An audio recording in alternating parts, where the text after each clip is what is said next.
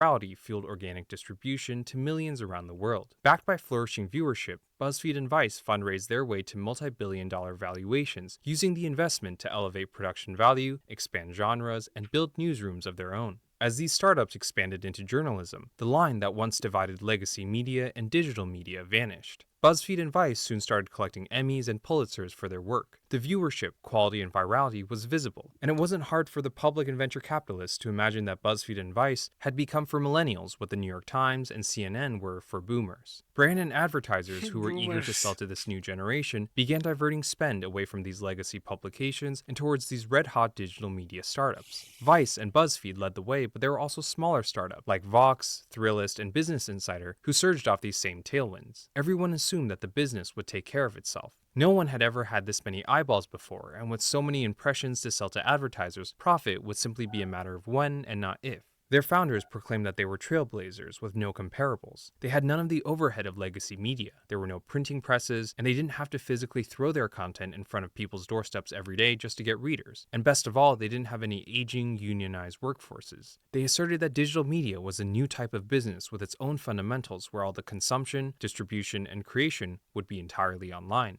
Media tycoons like Disney's Bob Iger and Fox's Rupert Murdoch had all heard the tales from Silicon Valley about disruption. The news had served as the foundation to their business empires, and the risk of extinction in a digital world was too great to sweep under the rug. Advertisers were already moving away from print and towards social media and digital media. Consumers were cutting the cord and signing up for Netflix. If this same advertiser exodus was to happen with television, then Disney and Fox would both lose their golden geese. Disney invested $400 million for 10% in Vice, offered to buy BuzzFeed for $650 million in 2013, and then when rejected, offered to buy Vice for $3.5 billion 3 years later. Yet for the founders of Vice and BuzzFeed, their calculus was simple. Why sell for a couple hundred million today when you could be a billionaire tycoon for the next generation? Fast forward just 10 years, and BuzzFeed today is a penny stock. Their viewership and readership are at record lows, despite developing hit brands like Tasty and breakthrough shows like Hot Ones. Vice, on the other hand, declared bankruptcy in 2023. They've both laid off staff and cut back on content, and the same has been true for Vox and Business Insider. Many people have pointed the finger at mismanagement, greed, and venture capital. Former employees have all insisted that the company simply did too much too fast. But the reality on closer look is that no one else has been able to figure out how to run a sustainable media business without subscriptions. You just can't give away all this content at scale for free. While irresponsible spending accelerated their demise, BuzzFeed and Vice at their core are really more like driftwood.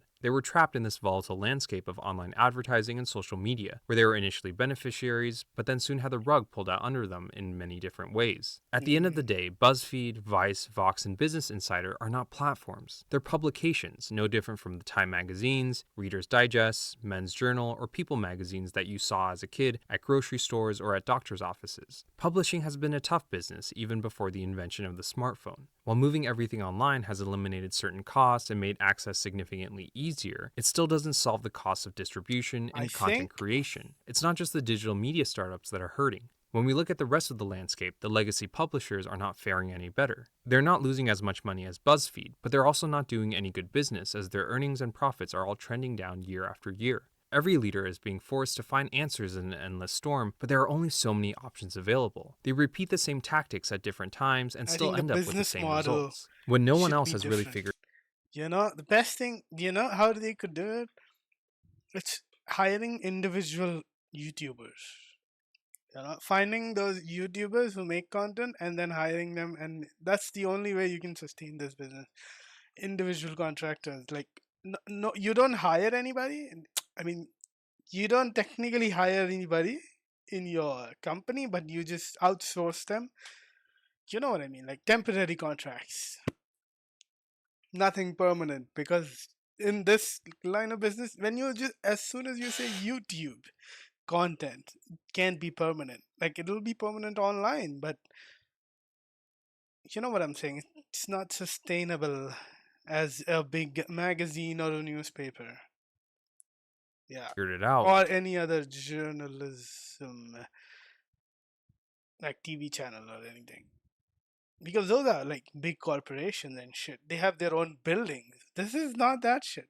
This is like maximum what you can do is have a floor office somewhere in a city, right? That's the max you can do with all these kind of media companies. The best thing you could do is just hire individual YouTubers, content creators. Yeah, yeah. I don't think any other business model would suit this kind of stuff. I don't know what it is, the terminology of it, but you know what I mean.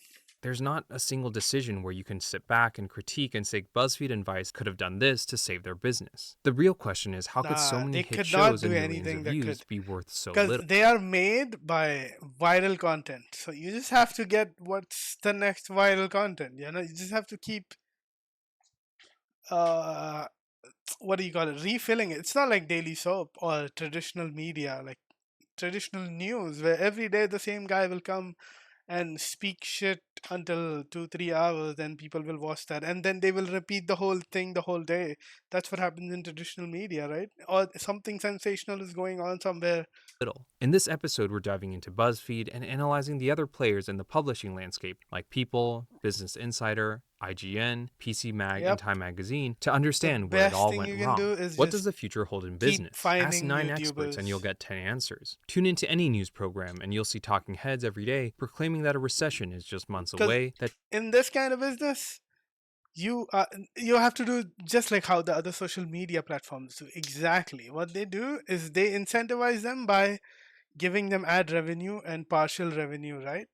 These guys just need to figure out the revenue model, how they are going to pay their content creators, and just monetize their content and show it on their channels and make it exclusive, like you're making it for our channel, not for your own, because everybody has their own. Anybody can make a YouTube channel. You know what I mean? That's the thing about internet, but how you use it.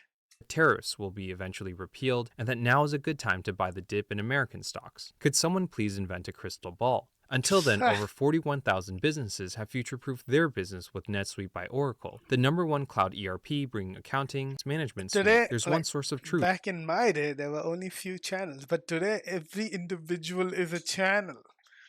You know what I'm saying?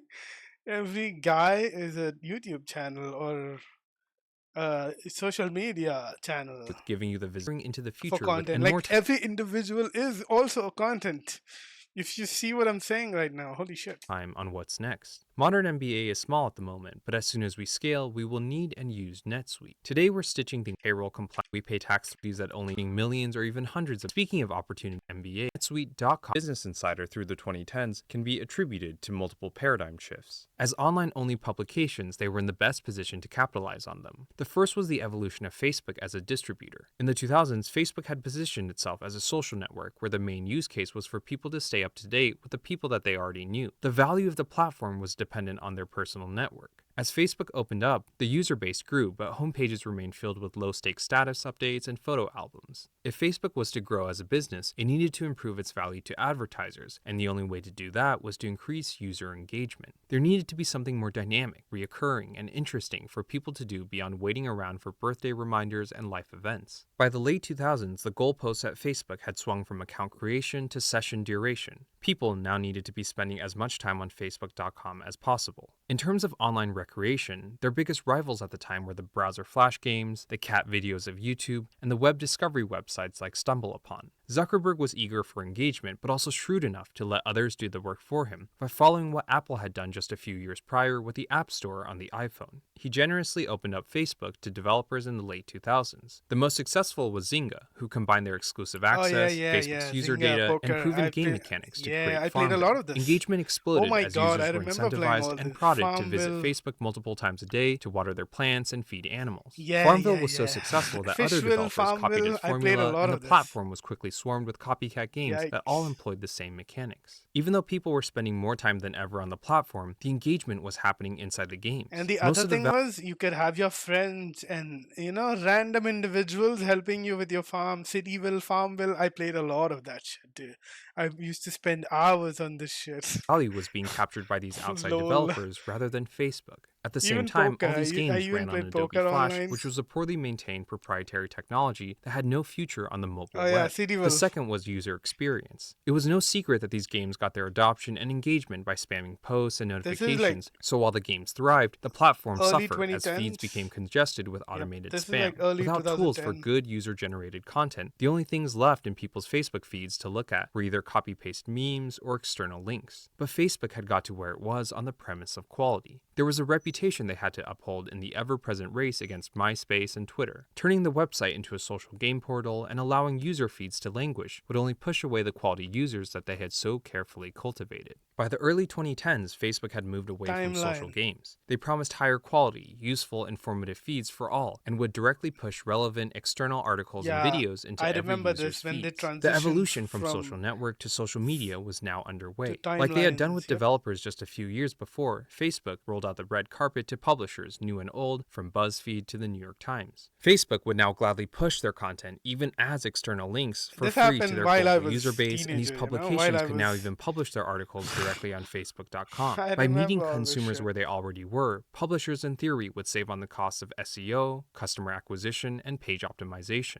It was now no longer up to individuals to manually share articles one at a time on social media. Facebook was now the willing and eager distributor for over 1 billion people with no way for any one user to opt out. They had the best digital real estate, second only to Google, and the walled garden had opened its doors. It was a marriage that promised to solve problems for both sides. Facebook's problem was supply side and not having the quality content needed to keep people on the site, and publishers were struggling with demand and getting more eyeballs on the content that they were already producing. Zuckerberg pitched the big legacy publications, promising majority revenue share for their efforts and to build tools that would help them sell their existing subscription plans directly to users within his platform. He also wooed smaller publishers, promising fair, merit-based distribution for all. Facebook's algorithms would ensure that the cream would rise to the top. As long as enough people shared, commented, and engaged, then your piece of content could go viral without ever needing to pay for those views. Any media was good media, and all these publishers would collectively make up for the absence of quality user-generated content on the platform. Interestingly enough, it would be the same over-reliance on external content that would give Snapchat and then eventually TikTok the opening to surpass Facebook years later.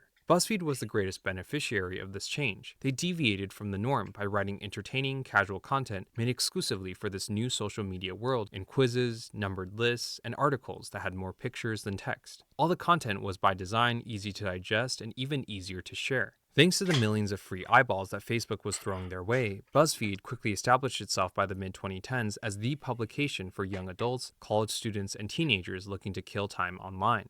But the chickens soon came home to roost. In the pursuit of maximizing ad revenue, Facebook had prioritized engagement above all else, and marketers had studied its algorithms long enough to understand how to engineer virality on the platform. Controversial and provocative content was rewarded for driving engagement, and greater amounts of clickbait, misinformation, and fake news were pushed directly to unsuspecting feeds. But to Facebook, any engagement was good engagement, and the company turned a blind eye to keep the billions flowing. By 2016, Facebook was getting publicly hammered for enabling the Cambridge Analytica scandal, allowing foreign interference in multiple presidential elections, spreading misinformation, and being lax in moderation. In the same year where Zuckerberg was being criticized for not doing enough, BuzzFeed and Vice had surged Yeah, their record valuations, yeah. propelled by the seemingly infinite streams of free social media traffic. Like every other publisher, they never once imagined that Facebook would actually turn off the golden spigot.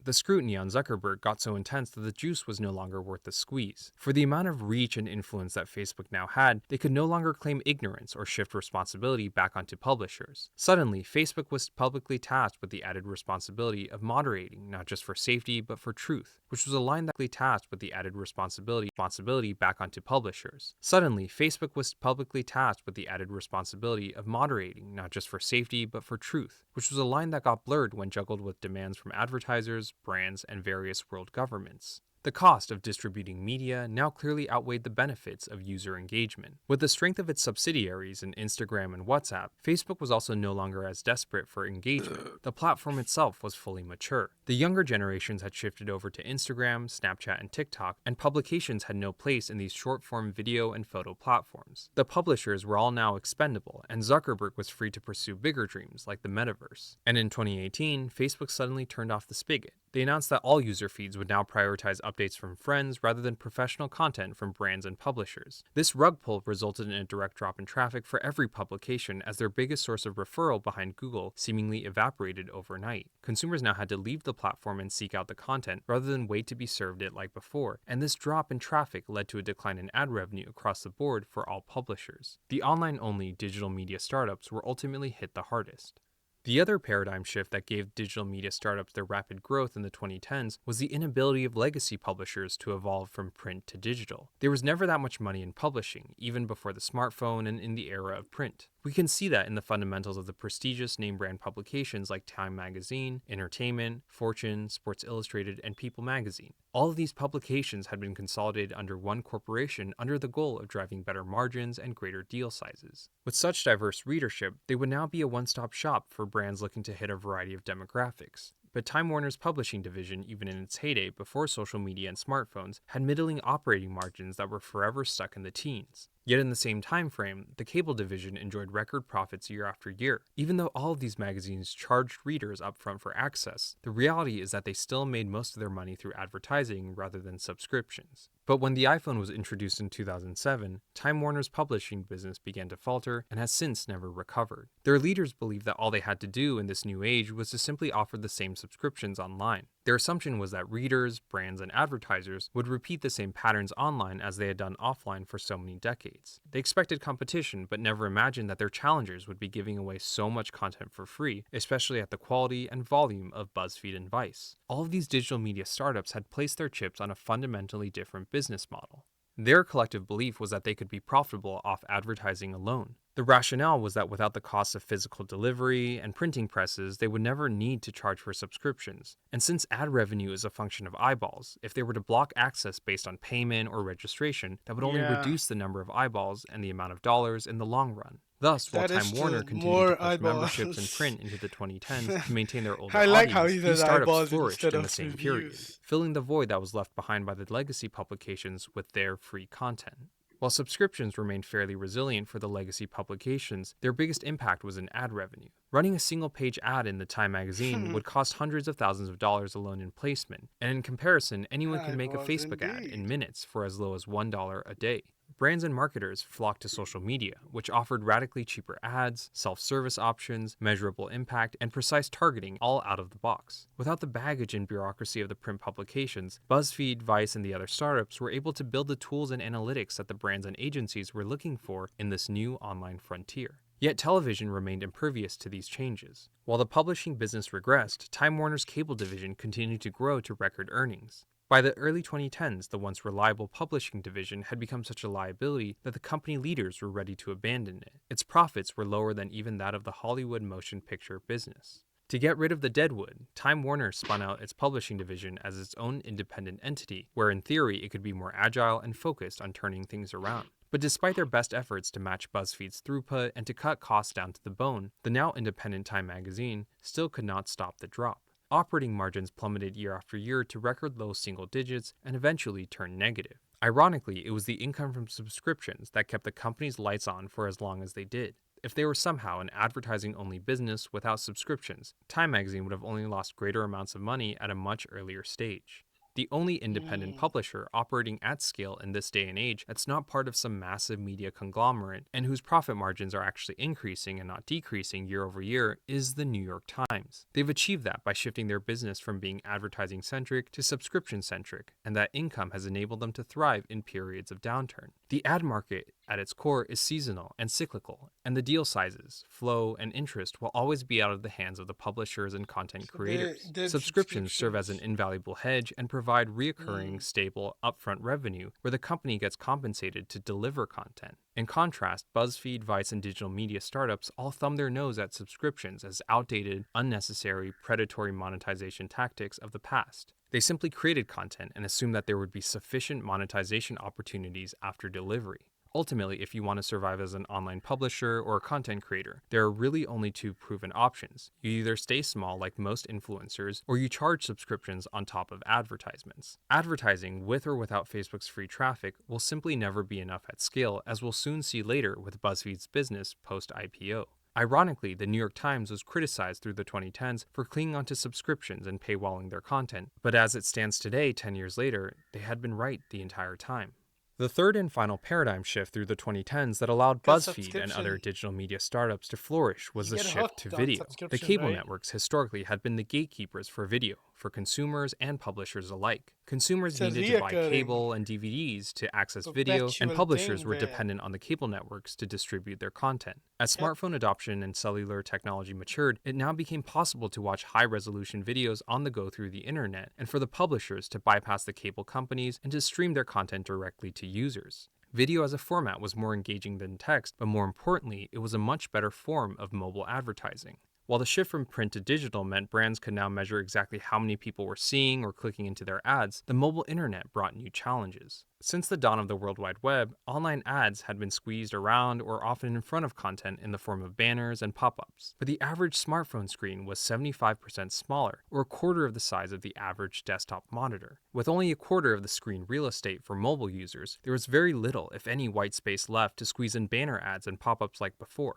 Thus, video became the superior medium for serving mobile ads, as the advertisement would fill the entire screen during playback and it couldn't be skipped, thereby guaranteeing brands full impressions. And since all ads are fundamentally charged by the number of impressions, every brand naturally wanted to make sure that they were paying for real eyeballs. Every publisher saw the same opportunity to create videos that filled this content gap between cable TV and the low effort memes on YouTube. It was a gold rush, but there was real gold to be had here. For decades, the cable networks were like the video cartel. They had amassed massive fortunes being exclusive distributors. If publishers could reclaim just a fraction of that television ad spend for themselves, that would still be worth billions of dollars. This all played out in 2016, just 2 years before Facebook would yank the rug from beneath the feet of the publishers. Zuckerberg publicly fanned the flames, boasting that the world was entering a golden age of video. Based on all the big data they had at their fingertips, he predicted that in 5 years' time, people would no longer be reading most of their content but instead watching it. Text would be a thing of the past. Based on all the free traffic they were getting from Facebook, every publisher from BuzzFeed to the New York Times had no reason to doubt Zuckerberg.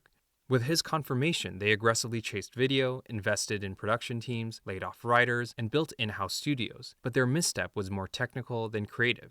What the legacy publications got wrong was that they all unanimously refused to embrace YouTube. They instead focused their efforts on hosting the videos themselves under the crazy belief that they could somehow beat Google at monetization, analytics, and distribution. They insisted on forcing consumers to watch their content on their own clunky video players, where the laggy playback, buggy controls, poor resolution, and bad streaming constrained viewership.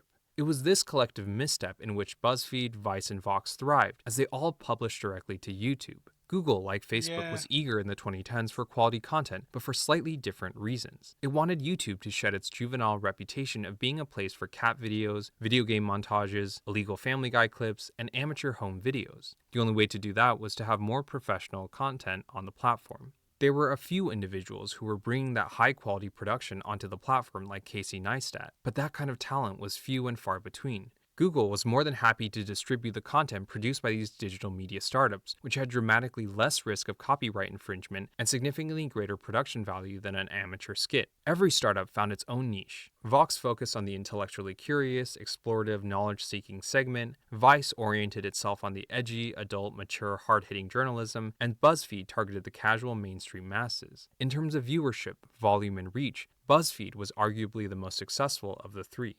Its content was the cheapest in terms of production, as the producers themselves served as hosts to keep the costs down, topics were always brand safe, and the shows were fundamentally all the same in unscripted reaction content. Since video was no longer gatekept by the TV and film industry, there was now also a plethora of cheap talent who were eager to work at these startups. Shows no longer needed these expensive celebrities, blue chip actors, and top of the line videographers and directors to gain traction. Under the endless chase for virality, every idea was a good one.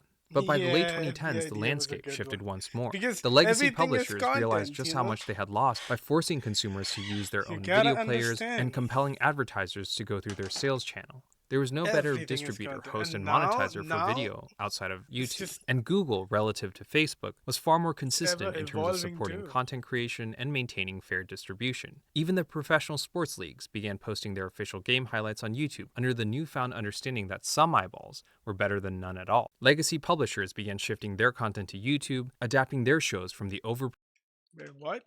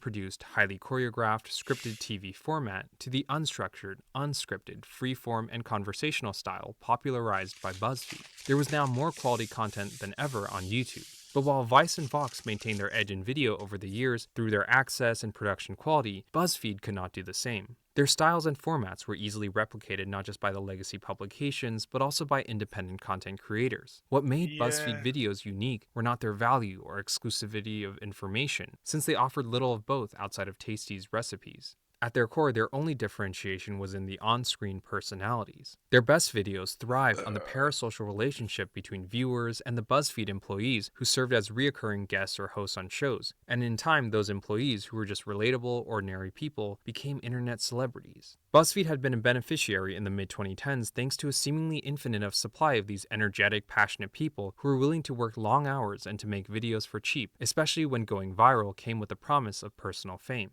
The same way that software companies all inevitably become feature factories, BuzzFeed became a content factory. As the company lost greater amounts of money year after year, the video teams were under increasingly greater pressure to deliver both virality and volume. But the same producers who are now internet celebrities had built up followings of their own, and they all soon realized that they could make more money doing their own YouTube channels than they would ever make working at BuzzFeed. They had the Yeah. confidence to believe that even if they left That's the BuzzFeed, their thing, fans would come with them. This was the root cause behind the It's wave of what I Left BuzzFeed business videos in model the late and what 2010s, as the company struggled to retain the very talent it had helped create. This only yeah. increased advertiser and viewer fragmentation, as brands no longer needed to go through BuzzFeed to reach millennials. Instead, they could sponsor the former BuzzFeed creators, who are now independent YouTubers, for similar results Exactly. at a lower cost. This meant that BuzzFeed They just videos had to change the ultimately had no business moat at model all, though. as the appeal, virality, and power was all concentrated in the individual on screen personalities and hosts, rather than from the subject matter itself.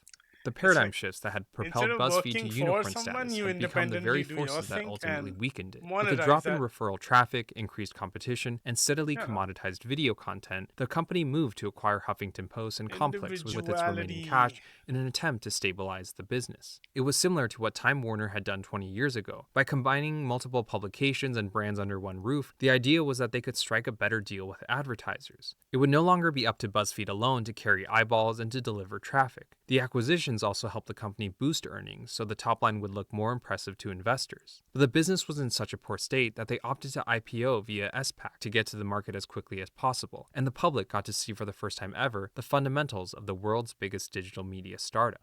The idea that BuzzFeed could be profitable off advertising alone had turned out to be a fallacy. BuzzFeed was making a little over $100 million a year in advertising alone across all its Wow. brands. It's a shockingly That's low figure actually a for all the lot, many 100 hundreds of million a millions of year. views that the company has amassed over the years, as there are only a few publications and content creators that were as consistently viral as BuzzFeed. The $100 million in annual ad revenue, the supposed backbone of a traffic based business model, has ironically never been enough in the 6 years since BuzzFeed's IPO to cover the cost of content creation alone. BuzzFeed called its second largest income stream content revenue, which is really just a nice way of saying paid media and product placement. The majority in this revenue did not actually come from BuzzFeed or Tasty, but instead from Complex. Complex, through history, had branded itself as a reporter of trends in fashion, sneaker, food, music, sports, and culture. Ironically, they weren't actually doing any reporting. Complex business was actually all about getting paid by agencies and brands to create content that would hype up products and clients as in fashion staples to the gullible public. The last income stream was commerce revenue, which is a nice way of saying affiliate marketing. Whenever someone bought an item featured in a BuzzFeed, Tasty, or Complex video using the link in the description, the company would earn a commission for driving the sale. BuzzFeed proudly displayed these revenue streams as a way to show how many avenues the business had to make money. Yet the reality is that since there's no upfront charge for access,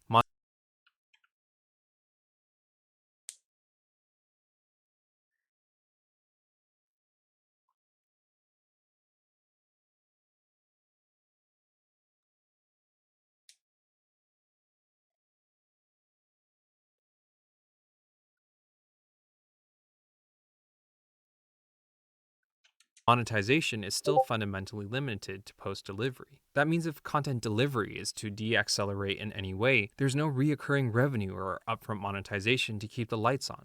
The only option to maximizing revenue under this business model was to try and combine all three income streams into every single piece of content. In the ideal scenario, every BuzzFeed, Tasty, Complex, and First We Feast video would have ads inside, they would have an embedded product or brand placement, and then some big call to action for the viewer to buy something related to the video using an affiliate link. Despite maxing out on post delivery monetization, BuzzFeed was still losing millions of dollars every year. Even when people were stuck at home during a global pandemic, BuzzFeed still posted an operating loss in 2021, despite Operating enjoying a near loss. 40% boom in ad revenue that same year.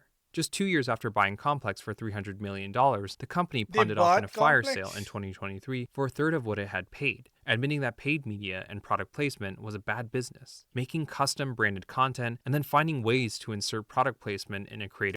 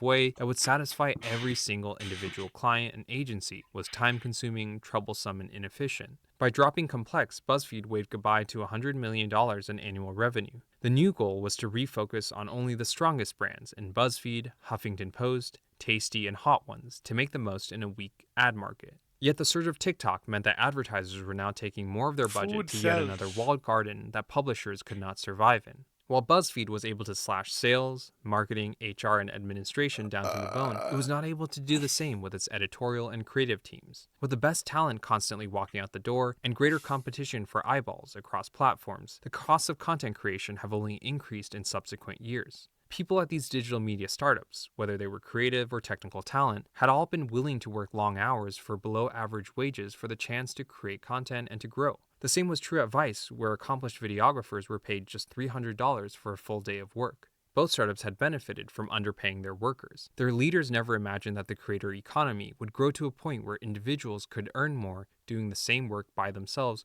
for themselves on the same exact platforms. To get ahead of both attrition and expenses, BuzzFeed has tried to outsource production by operating like a talent agency and creator accelerator. They have residency programs where emerging content creators are invited to produce content for BuzzFeed, and the company gets to distribute that content across its brands. The bet there is that the supply of aspiring freelance influencers who are looking for exposure will forever outweigh the number of in house personalities that leave to start their own YouTube channel. By 2023, BuzzFeed had come up with a new mandate for its creative teams. They were to focus on scalable, sustainable video production rather than one offs of the past, and they should look to Hot Ones as the blueprint. Hot Ones is a long form, highly repeatable show that has one set and many natural insertion points for product placement and affiliate marketing. It also has an IP that can be flexibly extended to branded consumer products. But despite BuzzFeed's best efforts to make Hot Ones the cornerstone of a bigger content universe, none of the spin offs have enjoyed the same viewership and have all been seemingly canceled after just 2 seasons. People are only interested in Hot Ones and very little else from First We Feast as a brand, leaving the company with a strange phenomenon of having a hit show but a dud brand. Imagine knowing Game of Thrones but not HBO, or Stranger Things but not Netflix. By 2024, BuzzFeed's founder had thrown in the towel on the traffic based, ad centric business model.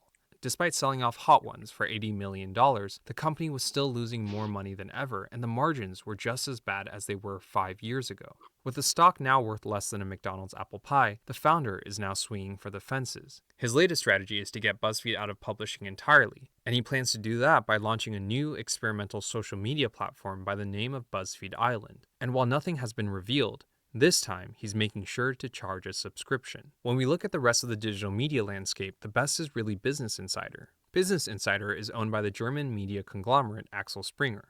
Business Insider has interestingly taken different measures to combat against many of these paradigm shifts. For one, they appear to no longer allow staffers to be in videos. The only people that seem to get featured in front of the camera are the one-off subject matter experts, thereby throttling the issues of talent retention and parasocial relationships that plagued BuzzFeed. While it took huh. BuzzFeed until 2024 to recognize that you just have to charge subscriptions to survive at scale as a publisher, Insider was able to recognize the realities 5 years earlier by launching their own subscriptions in 2017. But in the brief time that Axel Springer was public, they still reported overall declining profits and Business margins, Insider and has a Business good this Insider, thing though, before its own acquisition in because they 2015, don't, had a net loss they are not promoting the individual, they are promoting the content. of 11 million That's much euro. The smarter Arena than, Group, which is the publisher behind Men's Journal and The yeah. Street, has also declared significant operating losses. The company was fast approaching bankruptcy in 2024 and even had to give up its license to publish Sports Illustrated. As of today, the company is on life support thanks to a cash infusion from the founder of 5 Hour Energy. And then there's Ziff Davis, the corporation that owns PC Mag, IGN, Mashable, and CNET. They run these publications like private equity, where every cost is trimmed down to the bone, profit is the only consideration, and writers are treated as easily replaceable commodities. But even with that approach, the operating margins for their digital media division have regressed year after year and remain just as volatile Ziff as the ad market Davis. that they depend on. Hmm. Hmm. Very interesting.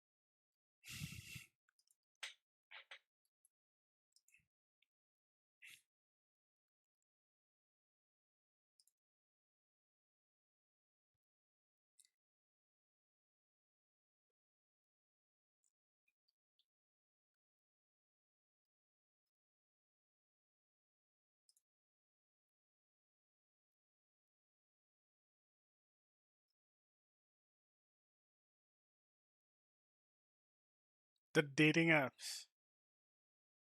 Bro, I fucking hate dating apps.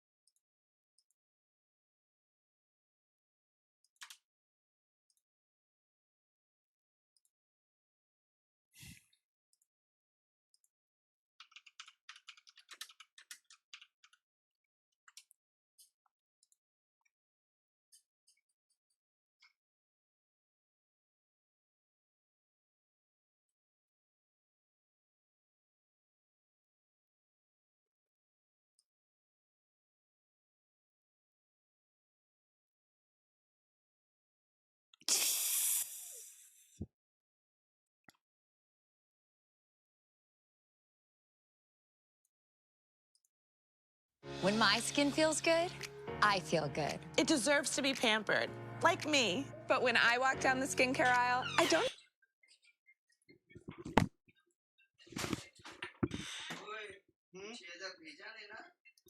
Light cut जाएंगी तो फिर बोलना नहीं क्या बोल रहा हूँ मैं चलेगा, लाइट कर दो। तेरी माँ चुदा ले तू फिर एसी में बैठना है ना मजा कर रहा ना इधर हाँ माँ की कमाई पे माँ की भाड़ा बैठने वाली है अभी 7,000 मिला 2,000 मुझे देने का है माँ बर्तन बिस्तर सब धो के आती है फिर तेरा मैं भाड़ा ये भाड़ा भरता हूँ याद रखना माँ की कमाई पे मजा कर रहा तू लाइट काट दो